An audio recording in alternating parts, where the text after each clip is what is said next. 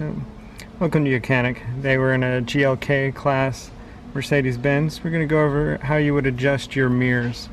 So you want to go ahead and adjust your mirrors. You're going to pick the side that you want to adjust.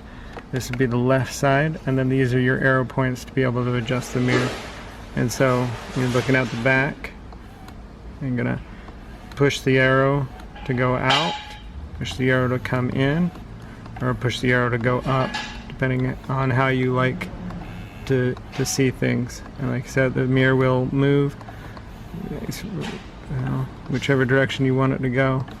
And that's how you would adjust your mirrors to be able to see what you want to see, see vehicles in the back and on the side as you're driving. You do the same thing for the other side, just repeat the process, but by hitting that other switch, and then just go ahead and set your mirror on the other side. And that's how you would adjust your mirrors in your in a glk class, a Mercedes-Benz. Thanks for watching.